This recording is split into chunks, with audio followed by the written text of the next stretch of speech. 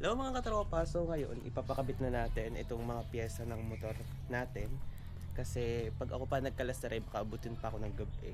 Madali kasi ang pagkalas pero mahirap ang magkabit. So ito siya, pakakabit natin. So magtatanggal na tayo ng stock disc, tapos big disc in. Yun naman, pati itong ating caliper. So dadalhin na natin ito dun sa shop. Start muna natin yung motor.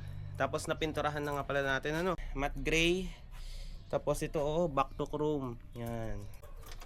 One click lang, hindi ko ito napaandar eh. Yun naman, alright. Cash out tayo pambayad. Wala tayong cash pambayad.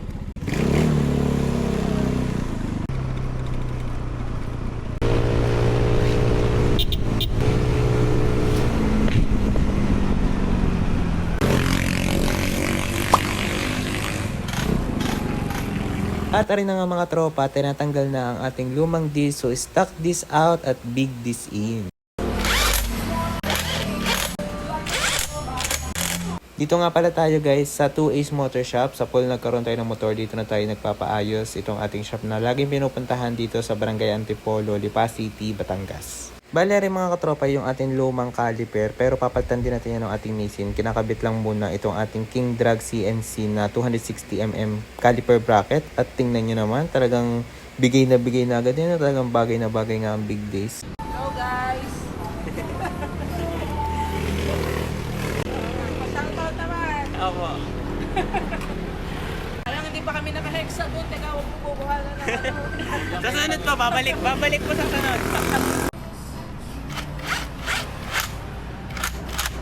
So guys, tapos na tayo magbayas ng motor.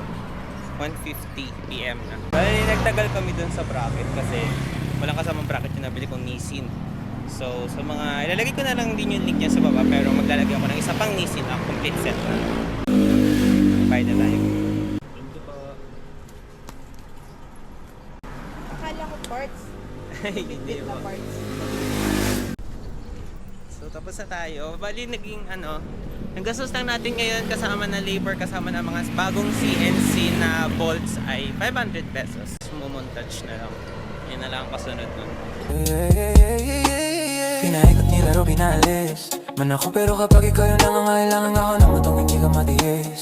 Kung paano mo hawakan, ganun din ako bitawan. Bakit ka naman masyadong mabilis? Sana di na lang kita na nakilala, kasi tila di makahinga pag ikinamimiss ko. Tanging nakakainis.